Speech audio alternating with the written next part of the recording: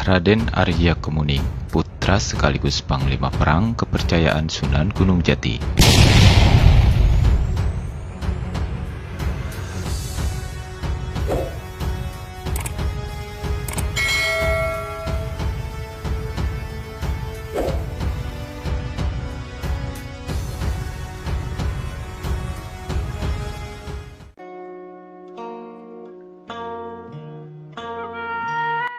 Raden Kamuning atau Raden Arya Kemuning yang mempunyai nama asli Suranggajaya, beliau adalah salah satu tokoh utama dalam pergerakan Kesultanan Cirebon yang dipimpin oleh Sunan Gunung Jati dari masa awal hingga sampai masa penjajahan. Hubungan erat antara Raden Arya Kemuning dengan Cirebon dan Sunan Gunung Jati berawal ketika Sunan Gunung Jati mengunjungi wilayah Kuningan, tepatnya ke daerah Luragung dalam rangka menyebarkan agama Islam di wilayah Kuningan. Kedatangan Sunan Gunung Jati ke Luragung bersama dengan sang istri yang bernama Putri Ongtin, yang merupakan wanita berasal dari negeri Campa yang sedang mengandung tua. Di Luragung, Sunan Gunung Jati bersama istri menemui seorang penguasa wilayah tersebut, yaitu Jaya Raksa atau Ki Gedeng Luragung. Singkat cerita, ketika Sunan Gunung Jati berada di Kuningan, sang istri melahirkan anak di sana. Namun sayang, putra yang baru dilahirkannya itu meninggal dunia.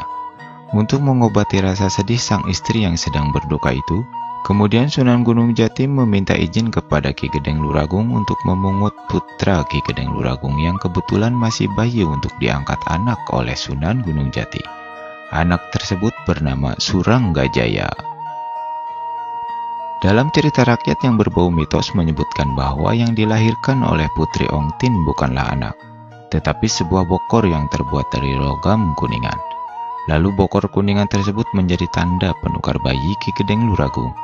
Dan ada pula cerita lainnya menyebutkan bahwa asal-muasal kandungan Putri Ongtin berasal dari bokor kuningan yang kelak melahirkan Pangeran Arya Kemuning.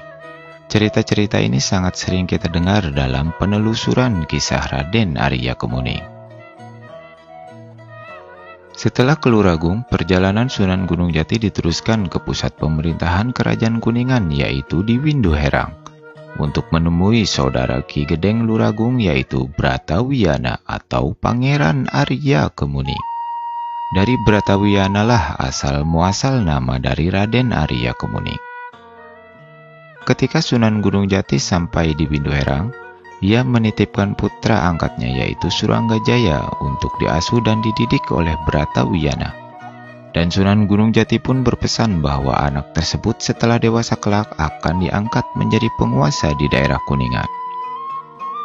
Dalam masa pengasuhan Bratawiyana atau Pangeran Arya Kemuning, Suranggajaya dididik untuk menjadi seorang pemimpin. Dilatih dan diajarkan ilmu-ilmu kanuragan dan teknik berperang serta politik kepemimpinan olehnya. Walaupun Suranggajaya hanyalah seorang anak asuh, namun ia mendapatkan kasih sayang layaknya anak kandung sendiri. Kedekatan hubungan antara keduanya tidak nampak seperti paman dan keponakan, melainkan seperti seorang ayah dan anak.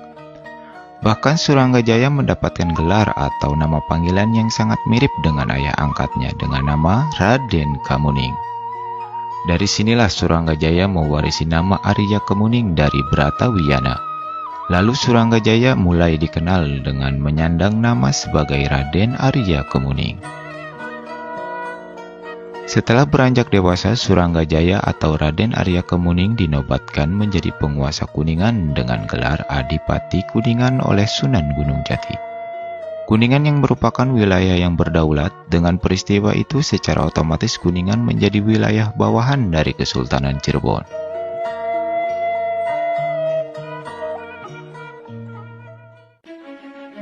Kuningan di bawah kepemimpinan Raden Arya Kemuning menjadi salah satu benteng kekuatan dari Kesultanan Cirebon yang berada di selatan. Pada penaklukan Kerajaan Galuh oleh Cirebon yang dibantu pasukan Demak, Raden Arya Kemuning mengambil peran penting menjadi panglima perang pada saat itu. Raden Arya Kemuning beberapa kali terlibat pertempuran dengan pasukan Galuh yang saat itu dipimpin oleh Prabu Cakraningrat. Ketika Kuningan menolak untuk membayar upeti ke Kerajaan Galuh karena merasa Kuningan sudah menjadi wilayah kekuasaan Cirebon, Kemudian Prabu Cakraningrat marah besar dan mengutus seorang patih yang bernama Adipati Arya Kiban ke Kuningan. Dan terjadilah perang tanding antara Raden Arya Kemuding dan Adipati Arya Kiban. Setelah terjadi pertarungan yang sangat hebat, akhirnya Adipati Arya Kiban dapat dikalahkan dan melarikan diri lalu menghilang di wilayah Telaga Ramis. Raden Arya Kemuning selain ditugaskan menjadi seorang panglima yang mempunyai pasukan perang, ia juga kerap mendapatkan tugas penting lainnya dalam hal pertempuran. Raden Arya Kemuning ditugaskan oleh Sunan Gunung Jati sebagai salah satu kesatria untuk melawan musuh aliran hitam. Musuh aliran hitam pada saat itu yang memiliki kesaktian pasukan gaib dari bangsa jin sudah sangat meresahkan. Dengan kesaktian Raden Arya Kemuning dan bantuan dari beberapa kesatria yang mendapatkan tugas yang sama, akhirnya musuh aliran hitam tersebut bisa diatasi.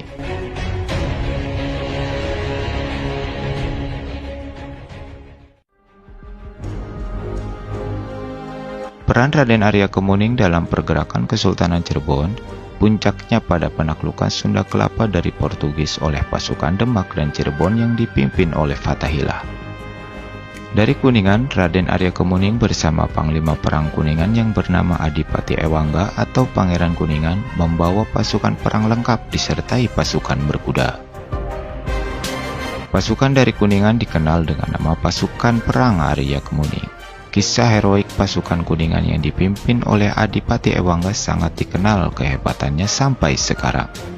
Dengan memiliki pasukan berkuda yang sangat kuat, pasukan Kuningan berhasil menghancurkan kekuatan pertahanan pasukan Portugis.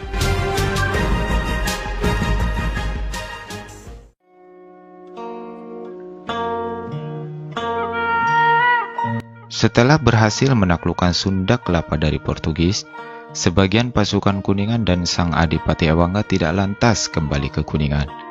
Mereka memilih untuk menetap di sana.